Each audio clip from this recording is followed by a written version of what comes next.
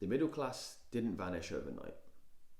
But in today's video, we're going to look at if the middle class can be rebuilt.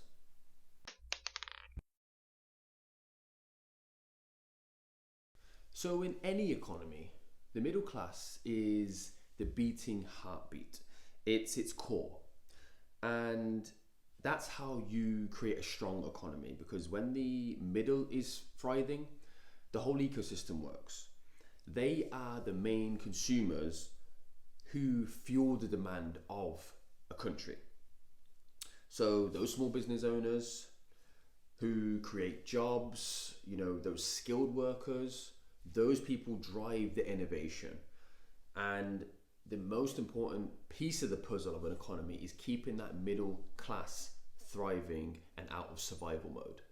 But now in the UK, it seems that the middle is being squeezed, and it's been happening over the past few decades.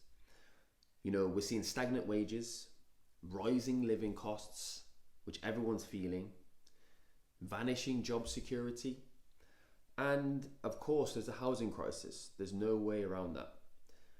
And it's locking a generation out of wealth building. So what actually went wrong? Where did it all kind of stem from? So when we've seen that decline, that huge decline in that manufacturing sector, and we've seen the rise in finance, the UK kind of pivoted in a hard way. They moved away from industry and towards more speculation, you could call it. And also deregulation boosted the city, but it drained the regions, and that was key. That 2008 crash hit heavy, and it hit the middle class the harshest. And essentially people haven't really recovered when you look at the data since that catastrophe happened. So let's not forget as well, Britain did choose. They chose austerity, that wage suppression. And it's forged a generation now of graduates who are now simply saddled with debt. And they're working jobs that their degrees didn't promise. So the way I see it, it's not just a policy failure, it's also a visionary failure. But it's not irreversible. So how do we start to rebuild that powerful, resilient UK middle class? It's not by skirting around and trying to beg for more wages. The plan of action needs to be bold. It needs to be out of the box. It needs to be unorthodox, because ordinary moves create ordinary results. So here's how we potentially start doing that. And the first point is community wealth building. So start to redirect those public spending funds, move them more locally, invest in those co-ops, those heartbeats of little communities, those local suppliers. Start building that social enterprise. That keeps wealth circulating, and that's what we need, especially in towns, and not just in the heart of London. Community wealth building essentially just means using that public money to support local economies. Instead of those big giant corporations, start being a bit more conscious and putting it into local. And that needs to be done at a policy level, not just an individual level. Right now, the billions in government contracts go to massive firms. And those profits stay well out of the way of local communities. Instead, maybe things like local councils, NHS trusts, they could start looking at prioritising maybe local suppliers for their goods and services. Start supporting worker-owned co-ops that reinvest those profits into their local communities. Help towns actually start developing, promote growth, developing their own energy initiatives and broadband companies as well. That's a huge thing. And as a direct result, the impact's going to be more secure jobs. It's going to show that stronger regional economy, and we're going to see less reliance on London for foreign investment to save these struggling areas. Secondly, it would be great to start seeing state-backed apprenticeship initiatives. And the reason I say this is because Germany smashed this out the park. They nailed this. Tech apprenticeships, those clean energy programs, biotech, all tied in to housing support and that debt forgiveness. Because university isn't the only path, and we know this now, but growing up, we didn't know that. It was sold to us as this is the linear way to succeed. And we need to focus on high quality paid apprenticeships that result in great resources at the end of these schemes. Not just for trades, but for future-proof industries also, because the world is changing. Again, like we said, those clean energy, those AI and software initiatives, green construction and infrastructure, and advanced manufacturing, especially in the area of robotics, because that's where the world's starting to work.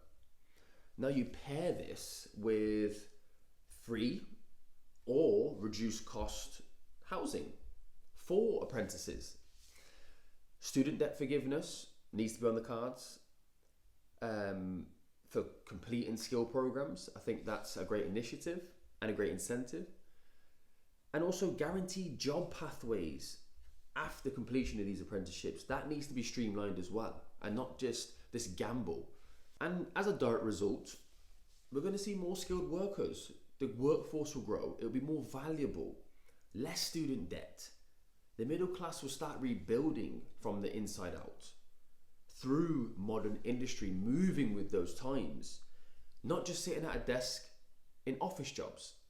Now, number 3, I think we spoke about universal basic assets in the previous video.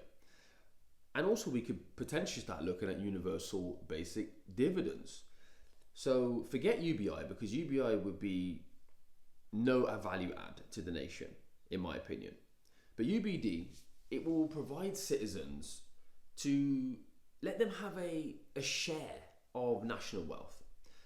You like Norway's oil fund, but also modernized through things like AI taxes and green royalties. That can be implemented. So think of UBD as like a kind of like a citizen paycheck in a way. It's not charity, but it's rightful. It's a rightful share of the national economy. And instead of taxing working people more, because that's ridiculous, we start to tax things that are producing record wealth.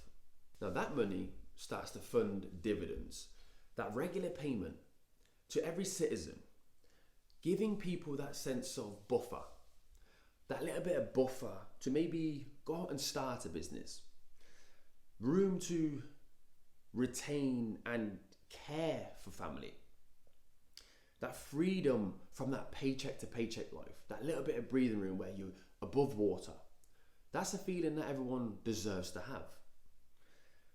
And the impact, then that rises the floor for everybody. Everyone's zero now rises. It reduces that inequality and starts to shift economic power back to ordinary people. And again, that age-old argument about housing and the reinvention or the reform of housing in the market. And I always think, and I said last time before, housing, in my opinion, residential housing shouldn't just be an investment for landlords. I just don't think it should be. It should be a utility.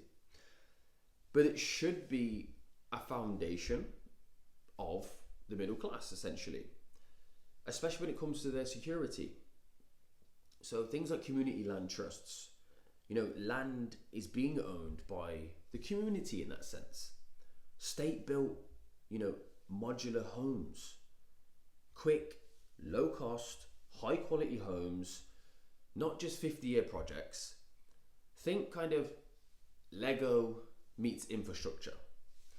And also first-time buyer initiatives, and also guarantees, especially for those working those essential jobs like we spoke before. I think that would be a great thing to add and start adding an initiative for that. Because when affordable home ownership is on the cards, that stabilizes citizens, the people, it stabilizes rents, and real estate profits start flowing into communities now. not just offshore bank accounts. But I think the key thing, which isn't so tangible, which isn't spoken about enough in this country, in this nation, is that a new cultural mindset shift needs to be implemented. The people need to take ownership of that. We must stop glamorizing this hustle and grind mentality and start valuing business infrastructure, start valuing trades, teachers, the creators. They're the people that are going to lead the new age. Rebuilding the middle class is a cultural project as much as an economical project. Because economics and economic reform means zero without cultural respect. We've been fed a lie about success only looks like being a banker or an influencer or a tech CEO. But the reality is not. Because the people who build nations are the teachers, the leaders, the plumbers, the electricians. They're economic linchpins. Creators shape culture and commerce. Nurses, care workers, social workers, they're society's glue. I can go on. So we need that media to uplift working people. We need better schooling, and schooling that highlights multiple paths to success. Public honours for people who are contributing to community, making impact locally.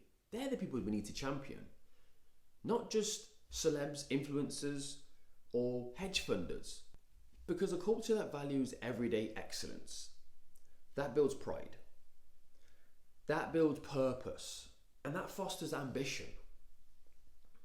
Those are the cornerstones of a thriving middle class.